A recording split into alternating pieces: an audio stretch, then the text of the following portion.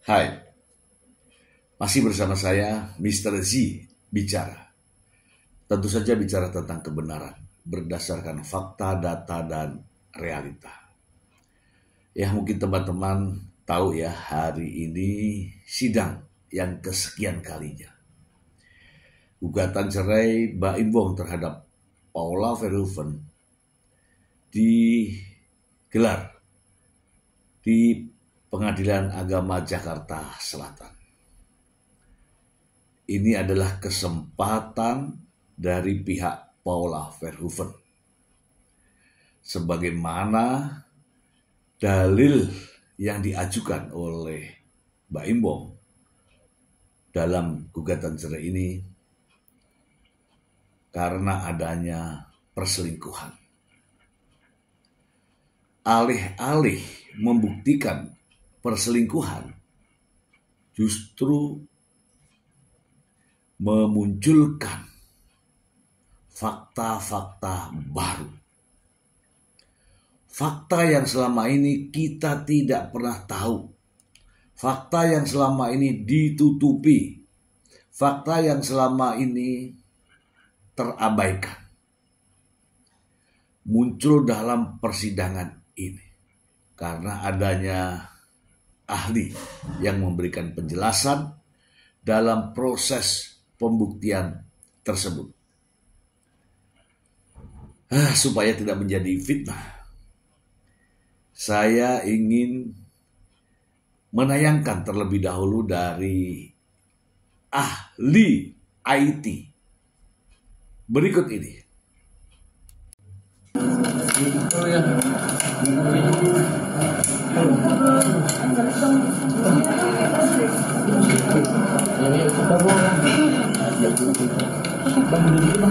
Sudah, terus mau nanya apa? Oke, Abah tadi saat di dalam mungkin seperti apa, Abah?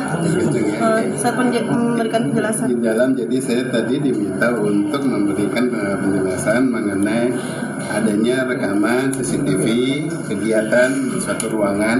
Jangan lupa ini sidang tertutup ya, jadi saya juga tidak akan terlalu banyak, jadi sidang tertutup di mana ada bukti CCTV di dalam suatu ruangan, di mana di sana terjadi ada semacam pertikaian antara kedua belah pihak. Kemudian ya karena saling silang pendapat atas sesuatu, nanti yang bersangkutan mungkin bisa menjelaskan. Nah, sesuatu tersebut kemudian menjadi pokok pembicaraan yang jadi keras sehingga membuat salah satu pihak sangat marah. Kemudian nomor antrian 74, silakan menuju loket 5. Oke, yang jadi satu pihak yang pria. Nomor antrian 75, silakan menuju loket. Kapasitas sebagai ahli adalah untuk menjelaskan apa yang terlihat ya, apa yang terlihat di dalam gambar maupun video, bukan melihat dari kejadian yang terjadi, tetapi melihat dari sudut pandang ahli, yaitu video dan gambar. Lalu apa yang terjadi? Silahkan nanti yang menyimpulkan ya kita atau hakim. Ya, mari kita simak ya penjelasan sekali lagi berikut ini. Prianya tersebut menjadi bicara keras kepada yang wanita, kemudian ada suatu bentakan-bentakan, ada suatu bicaranya kencang sehingga membuat suasana jadi semakin tidak kondusif ya. Dan dari perbuatan tersebut kalau yang wanita ya diam aja, ya pasrah aja, ngomong tenang, tetapi yang ini agak keras karena diam aja mungkin jadi ada membuat yang prianya jadi pengen intens untuk berinteraksi dengan yang wanitanya untuk ngomong gitu ya, minta respon sampai kemudian terjadi kontak tubuh ya secara keras. Silakan diterjemahkan. Kalau saya bahasanya bahasa telematika ya. Jadi kalau gini lah, kalau bahasa telematikanya kita melihat bahwa itu terjadi adanya suatu kontak kekerasan ya sampai ada suatu terjadi benturan. Tetapi kalau di sininya tidak ada sekarang, apakah itu termasuk kriteria KDRT atau bukan, silakan itu secara pakar hukum nanti yang menilai ya. Tetapi kalau di bahasa telematika kita ngelihat dari satunya bukti suatu kontak keras ya di CCTV bukti keras ya, benturan dan benar-benar memang terkena sampai yang satunya waktu dihajar gitu sampai terpental. Berarti yang diduga dilakukan oleh pihak pria. Diduganya dia begitu ya, berarti di situ ada satu kalau kontak kita jelas saya bilang ya, nanti kan bisa kita dia dilakukan pihak pria, oke lah pihak pria, kemudian yang wanitanya sampai terpental karena kontak tersebut. Lalu ada juga kontak jadi melakukan sesuatu, yang pernah melakukan sesuatu kepada kepalanya yang wanita ya, di situ jadi konteks ini sehingga dengan pergerakan tangan yang pria kemudian membuat kepala wanita sampai kayak terdorong ke depan karena dari sebelah samping kita kan berhadapan-hadapan. Nah, di saya secara telematika selalu saya tidak bisa menyampaikan bahwa itu adalah apa yang dilakukan, apa yang terjadi, karena terjadinya dari sisi kanannya di sisi kanannya yang kamera. Ya, jadi apa yang dilakukan sebenarnya di sini, apa yang dilakukan itu nggak ketahuan jelas. Tetapi yang pasti gerakan tersebut itu suatu kekerasan kepada kepala yang wanita karena seiring dengan gerakan tangan yang pria, kepala si wanita juga terdorong ke depan. Sama aja seiring dengan waktu ada hantaman dari yang kepala pria, kepala yang wanitanya itu terdorong ke belakang. Nomor anti. Ya, jadi pada saat dia terbentur gini, kemudian kepala wanitanya itu sampai terdorong ke belakang. Nah, ada juga gerakan yang sama dengan kepala pria itu seperti kayak gitu, tetapi tidak terkena. Jadi kalau secara digital apabila tidak terkena ya kita bisa lihat itu terkena, tapi yang kena ya kena. Nomor antrian. Dikatakan di sini dari pihak wanita. Dari pihak pengacaranya. Ya, oke, udah aman. Kenapa? Di sini kan udah aman. Gimana buktiannya? Karena kalau pembuktian secara verbal itu terlalu teknis, jadi diminta oleh hakim saya melakukan membuat pembuktian untuk yang surat tertulis agar lebih mudah dicerna. Ya, agar boleh ada dua bukti tertulisnya dan nanti akan saya serahkan. Oke, terima kasih Pak. Terima kasih. Nah, disinilah ya terdapat fakta baru bahwa sebagaimana rekaman atau CCTV yang dianalisa oleh ahli, terdapat adanya sentuhan secara fisik. Sentuhan secara fisik yang dimaknai dengan kekerasan sehingga seorang perempuan yang mana itu katakanlah itu Paula mengalami dorongan atau kejadian yang mengakibatkan kepala dari Paula Verhoeven terpental. Dan saya memaknai bahwa apa yang dikatakan ahli ini adalah secara kasat mata, tidak pengertiannya. Namun kita dengar dari ahli semacam ini dapat menyimpulkan bahwa terdapat kekerasan kontak fisik dalam rekaman tersebut menurut ahli. Mari kita simak lagi ya. Ini terkait dengan bantahan dari pihak Baim Wong, bukan Baim Wong. Pihak Baim Wong. Berikut ini. Kalau penglihatan kami itu katanya siapa itu? Ahli telematika tadi. Yang tadi diwawancara. Betul. Nah, kalau penglihatan kami itu tidak ada kontak fisik, tapi bahwa itu ada percakapan yang serius ada. Tapi kalau kontak fisik, menurut penglihatan kami ya di dalam tadi tidak ada. Sampai ada terdorong seperti itu. Ada. Kalau sampai terdorong seperti itu kan artinya ada tempat. Iya, kan ada CCTV-nya juga mungkin. Dorong itu berarti kan pakai tangan begini, orang lagi begini nggak ada dorong-dorongan. Sampai terdorong seperti itu, terpental. Itu kan artinya ada kontak fisik. Ngobrol ini Kalau verbal kan tidak ada kontak fisik. Iya, tidak ada kontak fisik. Memang tidak ada kontak fisik. Ketika ada seseorang yang terlempar seperti itu kan ada kontak fisik. Ya makanya saya bilang itu adanya statement terpental itu dari mana? Dari video yang dilihat oleh seorang kata kita bahwa ada 2 orang lagi Dari persidangan tadi tidak ada yang terpental. Terlihat nampak kaget, kemudian pada akhirnya menyangkali bahwa ada kontak fisik. Ini tadi dijelaskan pihak pengacara Baim Wong. Namun mengakui bahwa ada perdebatan yang sangat keras. Ya kalau perdebatan sangat keras, kemudian ya sang perempuan diam saja, kemudian menimbulkan emosi, maka terjadilah kontak fisik. Namun itu tidak diakui oleh pihak Baim Wong ya. Mari kita simak lagi pernyataannya. Sama yang teman-teman media tadi bilang itu, oleh ahlinya kan bilang ada yang terpental, begitu kan? Nah, kami melihat dalam fakta persidangan itu tidak ada yang terpental, gitu. Nah, kalau ada kesimpulan terpental, ya itu terserahlah mereka, bagian mereka, karena mereka yang ngajuin ahli, mereka yang bilang terpental. Tapi kalau kami lihat tidak ada yang terpental begini, nggak ada. Itu biasa, ada pembicaraan serius. Tapi kalau kontak fisik yang kayak cuman ini, nyapa kayak ngedorong itu ada Pak? Nggak ada kontak fisik.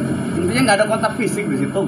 Gitu. Makanya saya bilang itu kalau ada kesimpulan, ada yang terpental, itu tidak ada. Gitu. Apalagi sampai kontak fisik nggak ada. Kalau tadi di dalam persidangan tuh kayaknya alot Bang, mungkin juga ada perdebatan kan antara kedua prinsipal. Perdebatan antara Baim sama Paula ada. Jadi memang cukup panjang lah mereka berdua itu. Ya sama-sama mencari. Jadi begini prinsipnya. Mereka mau mencari kebenaran, kami juga mencari kebenaran. Nah, perdebatan itu jangan kemudian diartikan sebagai upaya adalah untuk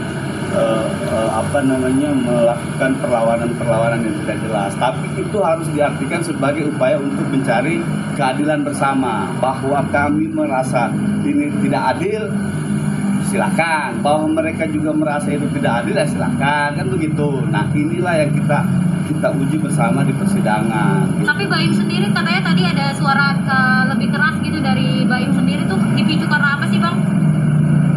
Nah itu materi, kalau itu materi dari persidangan di dalam video itu nggak bisa saya sampaikan. Pemicunya ada, kenapa sampai ada suara keras, itu ada pemicunya. Sehingga tadi itu ada obrolan gitu kan antara sini sama Baim, antara Paula dan Baim itu ada. Sebatas argumen saja, selebihnya tidak ada. Nah, dalam pembicaraan tadi atau pernyataan tadi ada keinginan oleh Baim Wong untuk menyerahkan bukti baru terkait dengan hal tersebut. Artinya apa? Ini serius nih. Ada tanggapan, ada respon dari pihak Baim Wong.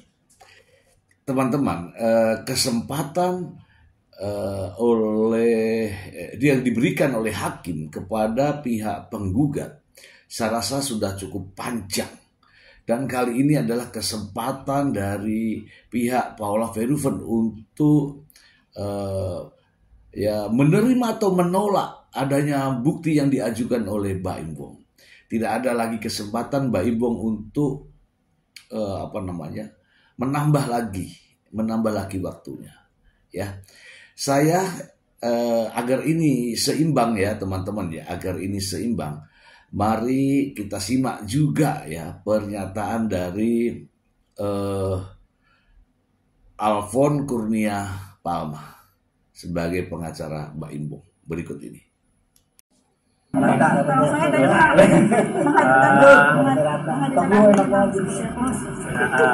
kasih teman-teman atas waktunya.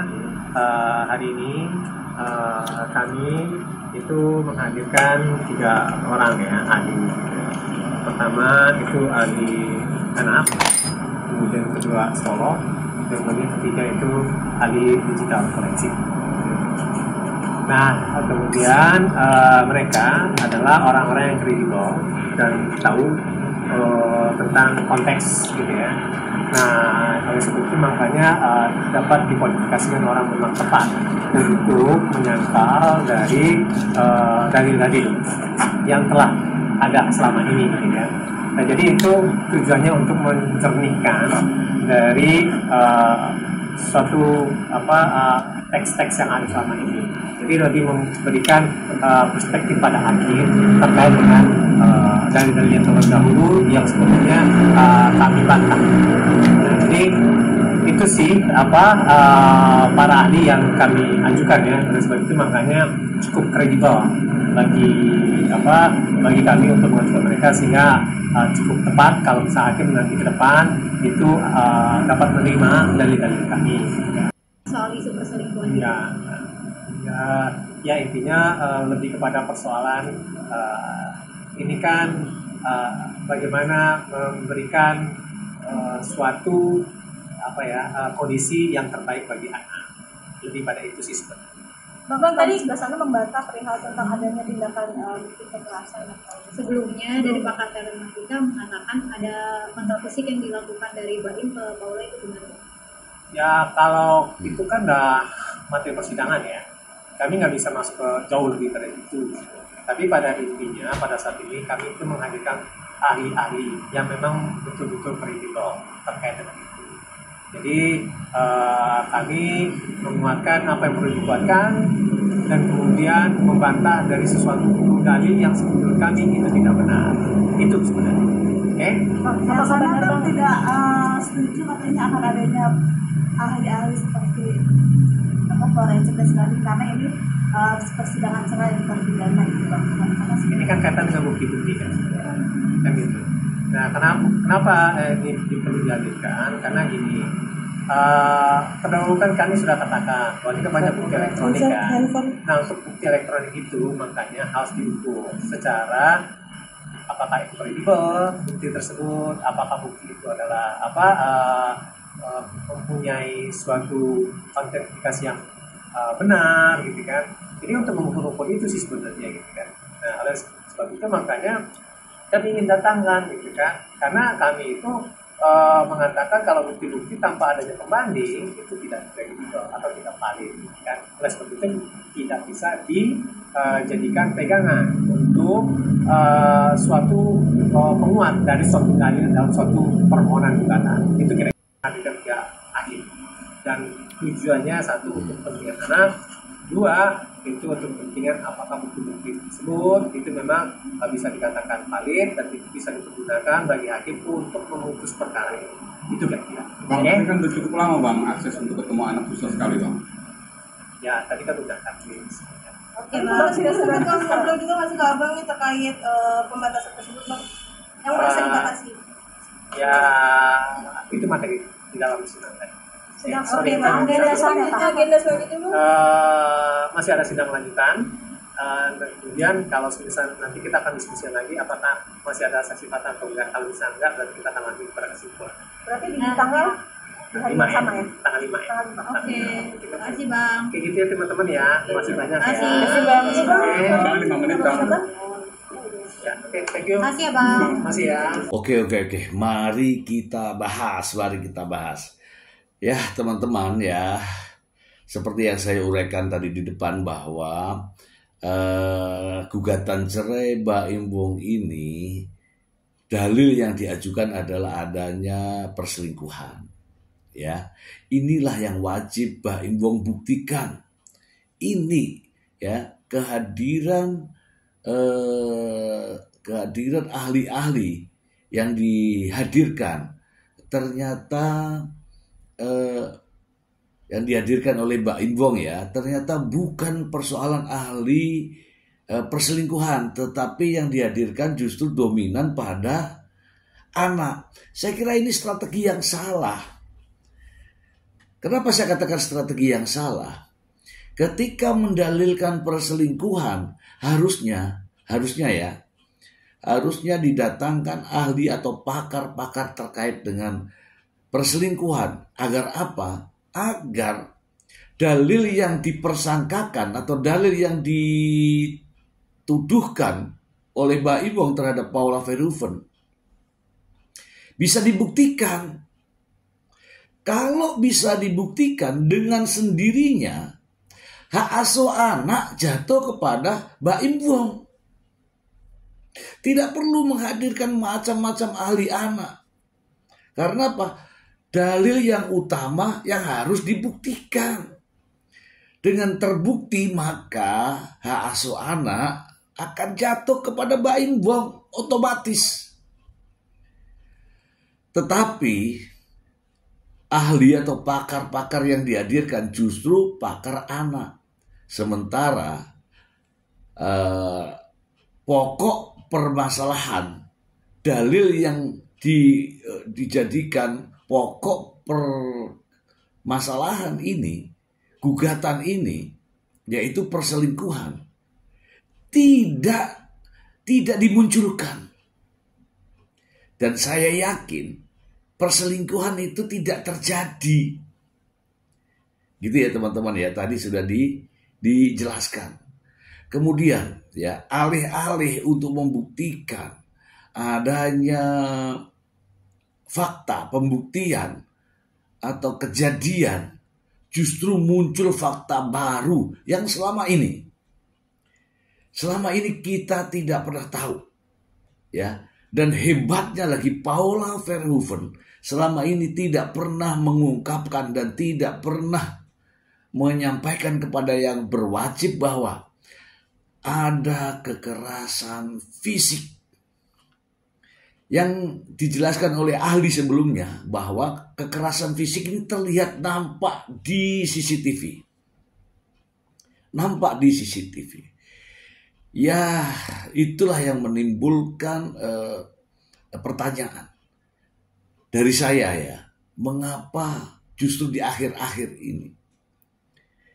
Ya karena kesempatan yang diberikan hakim kepada Baim Wong untuk membuktikan dalilnya, ya dalilnya, justru menghadirkan bukti-bukti yang di luar daripada dalil tersebut.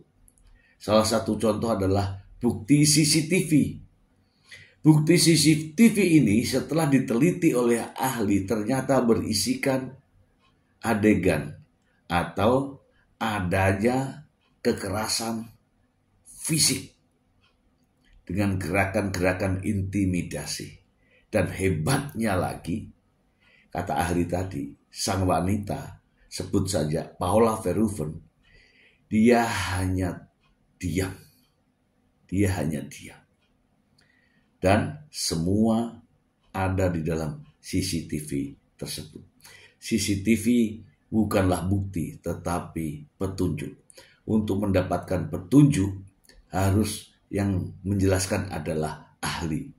Dan ahli sudah dihadirkan. Namun, hal ini masih juga dibantah.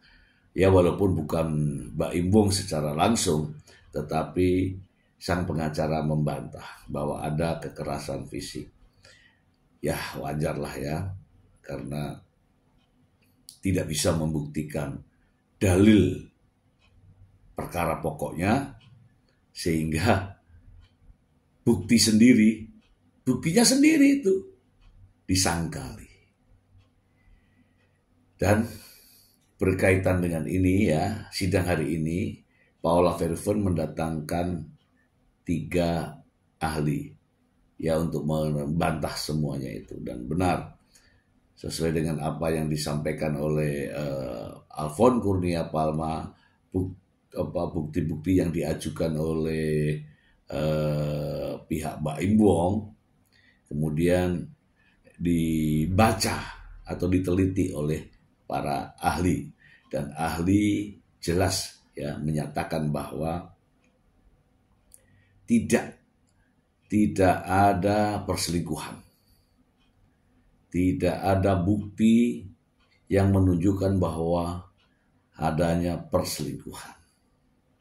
Yang ada justru fakta baru terjadinya kekerasan fisik. Terlalu hebat wanita ini, Paula Verhoeven, menyembunyikan sekian lama bahwa itu diperlakukan terhadap dirinya, namun dirinya tidak pernah mengungkapkannya ke publik. Bahkan sampai detik ini Paula Verhoeven masih saja menghormati, menghargai mantan suaminya. Oh, belum mantan ya, belum mantan. Menghormati, menghargai suaminya, Baim Bong, sebagai ayah dari kedua putranya. Masih saja menghormati suaminya. Inilah fakta baru yang muncul dalam persidangan kali ini. Sidang berikutnya akan dilanjutkan, dan apabila tidak ada lagi perkembangan yang harus diperdebatkan, maka sidang yang akan datang bisa dipastikan masuk pada kesimpulan. Dan selanjutnya dilanjutkan dengan putusan hakim. Kalau melihat ini semua yang terjadi selama ini, putusan hakim akan mendasari pada kompilasi hukum Islam sebagaimana yang diatur dalam pasal 105. Akibat perceraian terhadap anak yang masih di bawah usia 12 tahun ya, atau belum mumazid, hak asuh anak akan diberikan kepada ibunya. Nah, itulah nanti putusan hakim.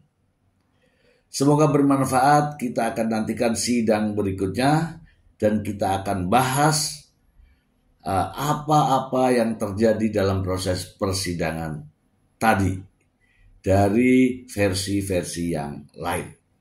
Semoga bermanfaat. Terima kasih.